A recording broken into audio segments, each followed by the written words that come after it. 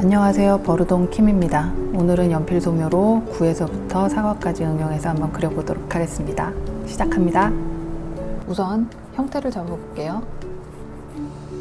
우선 전체 크기를 대강 잡아주세요. 가로선, 세로선을 짧게 그어주시고 그 사이를 둥글게 메꿔주시는 거예요. 형태는 정확하지 않아도 돼요.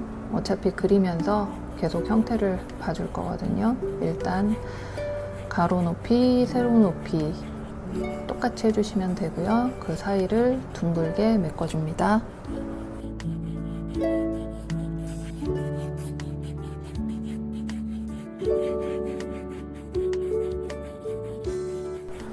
저는 사실 이렇게 작게 그리는 데생이 익숙하지 않아서 크게 그리는 게 편하거든요. 그래서 연필 잡는 것도 크게 데생할 때 연필 잡듯이 연필 길게 잡고 직선으로 쭉쭉쭉 그어주면서 형태를 잡는 게 좋아요.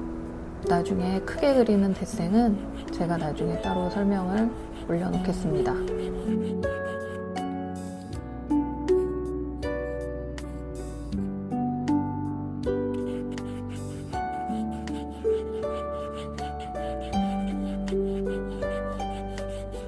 처음에 형태를 잡을 때는 연필은 길게 잡고 연한 선으로 길게 잡아주세요.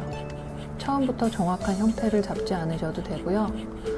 연한 선들이 서로 겹치면서 정확한 형태를 조금씩 잡아갈 수 있어요. 그리고 처음부터 이 옆에 비껴나간 선들은 굳이 지우지 않아도 돼요. 나중에 이 선들이 중간톤 역할을 해주기도 하거든요. 이 중간 톤이 많아지면 그림이 굉장히 풍부해집니다. 여러 가지 톤을 처음에 형태를 잡으면서 기초 톤을 좀 깔아놓는다고 생각하시면 돼요.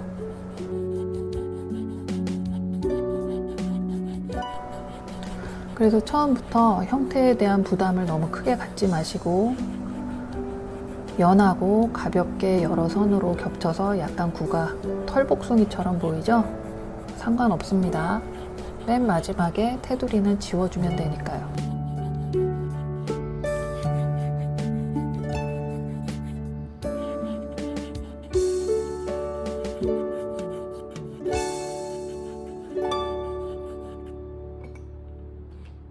그리고 형태를 잡으면서 구의 어두운 부분과 그림자의 어두운 부분을 한 톤으로 같이 묶어서 형태를 잡아주고 명암을 깔아줍니다. 여기에서 선의 방향은 가로, 세로 90도 수직이 되는 선은 되도록 사용하지 않는 게 좋아요. 자, 전체적으로 약간 뽀얗게 깔린 상태에서 이제 어두운 명암이 들어가는데요. 어두운 명암이 어떻게 들어가는지는 천천히 보시면 됩니다. 본인이 직접 그려보는 것도 좋지만 천천히 어떻게 그리는지 보는 것도 굉장히 중요합니다. 연필 방향은 어느 정도고 그리고 어느 정도 중간 톤이 깔렸을 때 어두운 쪽 명암이 어떻게 진행되는지를 보시면 됩니다. 자, 지금 구에서 전체적으로 뽀얗게 한번 깔아준 명암에서 중간에 어두운 톤이 한 번 더 들어왔죠. 그리고 왼쪽도 명암 같이 들어가고요.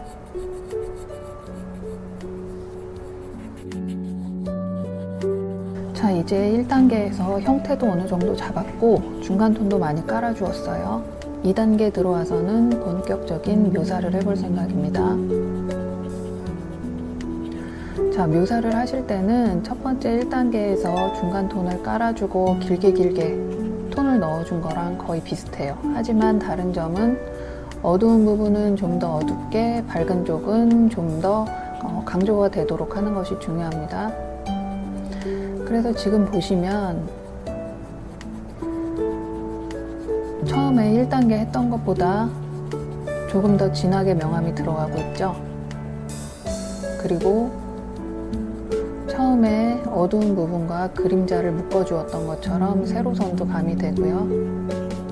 그리고 형태도 주면서 뒤쪽으로 넘어가는 부분에 명암도 같이 줍니다.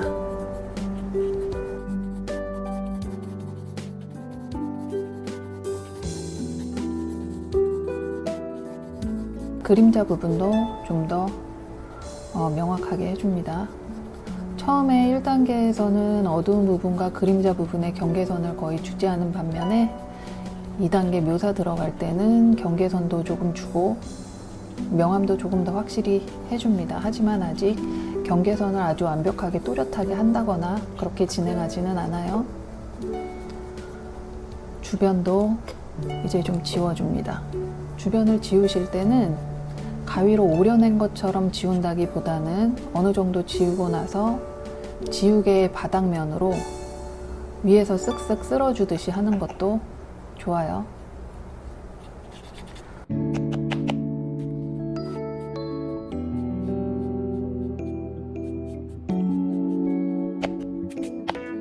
배경과 구와 너무 따로 놀지 않고 함께 어우러지게 하기 위한 방법입니다.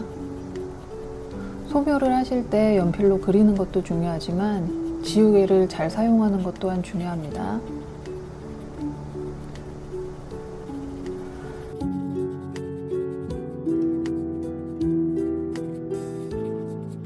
테두리 부분은 아까 지우개에 설명한 것처럼 역시 연필도 가위로 오려낸 것처럼 정확하게 하기보다는 어우러지게 해줍니다.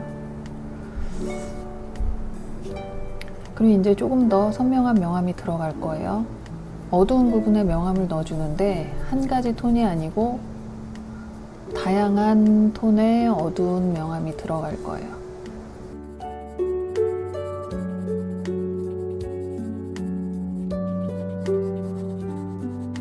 반사광 밑에 부분도 한 톤이 아니라 다양한 톤을 만들어줍니다. 제가 아까 중간 톤이 많으면 그림이 굉장히 풍부해진다고 했는데 중간 톤이 많다는 거는 너무 밝지도 너무 어둡지도 않은 톤이 좀 더 단계가 많은 중간 톤을 말하는 거예요. 그 중간 톤이 많으면 나중에 어두운 포인트를 주거나 밝은 톤의 포인트를 주면 굉장히 입체감이 살아날 수 있어요.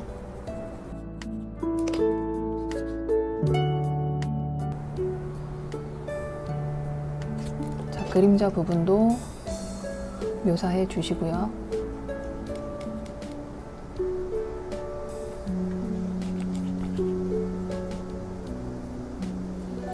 그림자 부분 또한 끝으로 갈수록 연하게 그리고 지우개로 눌러서 지워줍니다.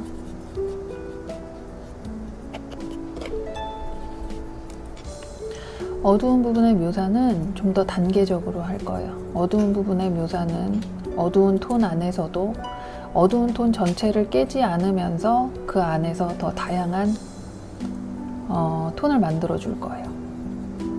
조금 더 어둡고 조금 더 어둡고 그 단계가 많을수록 입체감도 더 많이 살고 선이 뭉쳐지지 않도록 계속 어느 정도의 작은 면을 만들어 주시는 거예요. 밑에 했던 면과 뭉쳐지지 않도록 약간 다른 각도의 약간 다른 강도의 선을 계속 얹어 주신다고 생각하시면 돼요.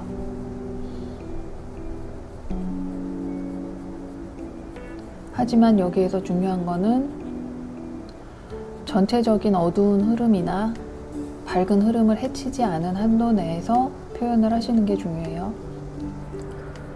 그리고 구의 빛 방향을 제가 화살표 방향으로 정해 놓았어요. 여기에서 밝은 톤, 중간 톤, 어두운 톤, 반사광, 그리고 그림자 이런 순서로 되겠죠. 그런데 사실 톤이라는 게 밝고 중간 어둡기 그 사이사이에 좀 더 단계를 많이 쪼개줄수록 그림은 더 입체감이 살고 사실감이 살아요.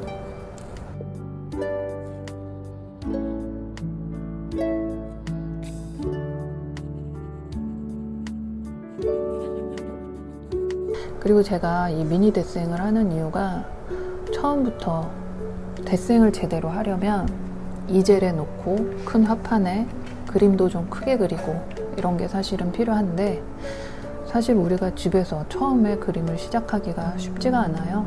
그래서 일단은 작게 그리기 시작해서 정말 이게 내가 좀 더 욕심이 난다, 더 잘 그리고 싶다, 더 더 뭔가 발전하고 싶다 할 때는 조금 더 작게 그려보다가 크게 늘려가는 것도 나쁘지 않다고 생각해요.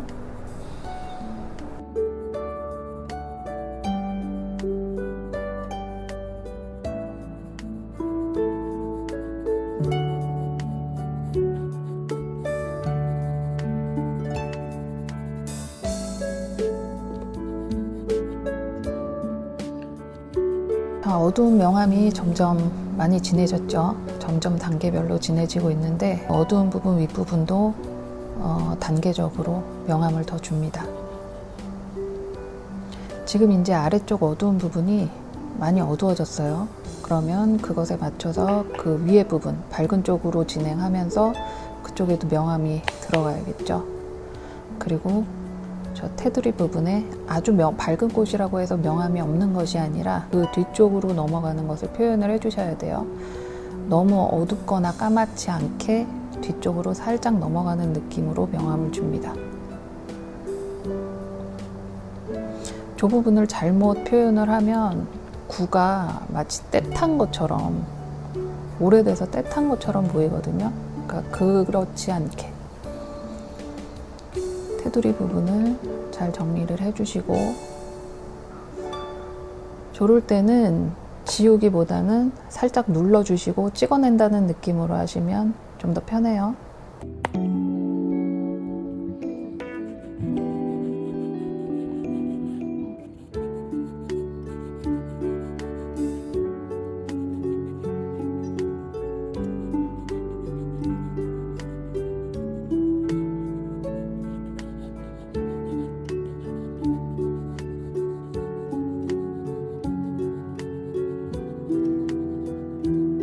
자, 이제 어느 정도 묘사가 진행되었기 때문에 구와 그림자 그리고 바닥면에 경계선을 줄 거예요.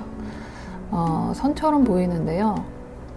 선이라기보다는 되게 작은 면이라고 생각하시면 될 것 같아요.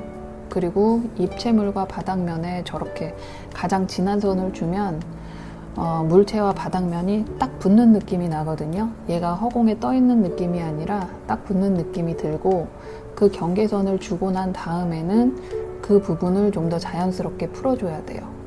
선 느낌이 나도록 쭉 그어지는 게 아니라 그 주변에 비슷한 톤으로 해서 좀 더 풀어주는 느낌으로 표현을 해주시면 돼요. 그래서 아까 경계선을 그어주는 듯한 선처럼 보였지만 그 주변부의 명암을 어우러지게 깔아줌으로써 좀 더 자연스럽게 되죠. 그림자 부분도 명암을 쌓듯이 하는데요. 저는 그림자 부분은 사실 그게 어떤 천이 될 수도 있고 어떤 거친 면이 될 수도 있고 해서 저는 조금 더 약간 자유롭게 표현을 했습니다.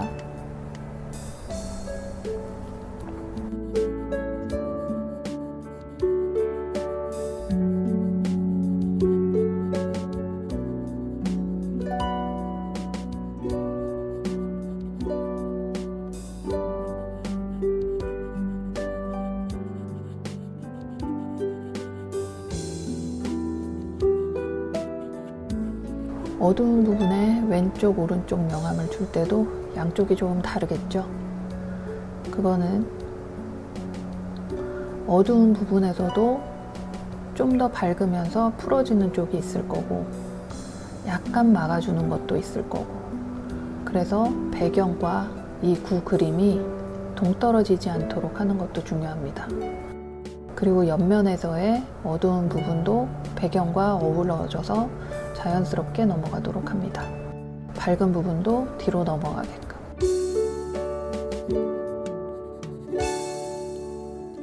그리고 세로줄은 어두운 부분을 한번 묶어주는 역할을 합니다.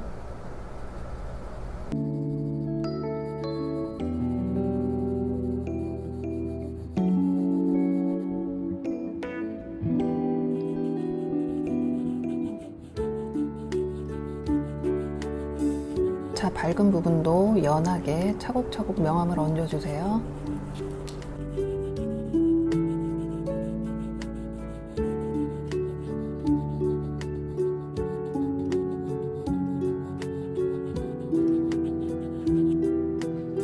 그리고 밝은 부분 하얗게 남겨두는 것이 아니고요.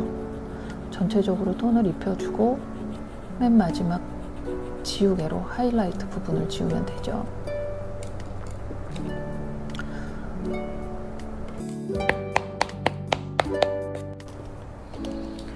자, 이제 거의 다 되었어요. 전체적으로 어색한 부분은 없는지, 너무 튀는 곳은 없는지 확인하고요. 여백을 깨끗이 지워주고 완성을 합니다. 자, 그리고 다음 단계 응용으로 한번 가보겠습니다. 자, 얘를 사과로 한번 변형시켜 보겠습니다. 마음에 들어요. 물론 사과 형태랑은 조금 달라요. 동그란 굴을 기본으로 하기 때문에 완벽한 사과 형태를 만들기는 조금 무리가 있지만 약간의 사과 형태를 밝은 쪽 부분으로 줘볼게요. 사과의 꼭지가 나오는 부분은 어둡게 하고, 그리고 사과의 옆면을 보면 우리 어두운 부분을 자연스럽게 서로 연장시켜 준다고 생각하시면 돼요. 밝은 부분도 그렇고. 그래서 굴에서 약간은 사과 형태로 가고는 있지만 아주 사과 같지는 않지만 이 정도는 양해 바랍니다. 굴을 만드는 것에서 약간의 응용을 더해서 사과를 그려보는 겁니다. 자, 사과 꼭지 부분도 그리고요. 처음부터 사과를 그리려고 하면 조금 어려울 수 있지만 굴을 기본으로 해서 굴을 만들어 놓고 그리고 사과로 변형시키는 거는 그렇게 어렵지 않겠죠? 약간의 형태 조정이 필요하긴 하겠지만 그렇게 어렵지 않습니다. 그리고 저는 세로 줄무늬를 약간 넣고 있어요. 사과에 보면 약간 색깔이 다른 세로 결 같은 게 있잖아요. 그거를 살짝 넣어주겠습니다. 지금 정밀 묘사가 아니기 때문에 아주 디테일하게까지는 가지는 않겠고, 구에서 사과가 어떻게 나오는지, 기본 도형을 이용해서 어떤 사물을 그릴 수 있는지 그런 거 정도 확인할 수 있으면 되겠습니다. 사과 세로 줄무늬를 조금 더 자연스럽게 표현해 줍니다. 약간 형태도 가미하고요. 조금 더 길었으면 좋긴 한데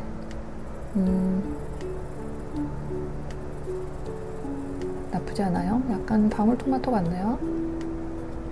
그리고 전체적으로 밝은 부분은 한 톤을 칠해주고 나서 지우개로 하이라이트 부분을 싹싹 포인트를 주면 됩니다. 그리고 사과 꼭지 부분은 좀 더 색깔이 진하니까 어둡게 하고요. 자, 완성입니다. 천천히 따라오시면 돼요. 네, 여기까지 구에서 사과까지 데생을 해보았습니다. 네, 궁금하신 점 있으면 댓글로 문의 남겨주세요. 성심성의껏 답변 드리겠습니다. 그리고 구독자 중에서 소묘 스케치를 JPG 파일로 보내주시면 간단한 피드백과 수정을 해드릴 생각이거든요. 많은 참여 부탁드립니다. 감사합니다.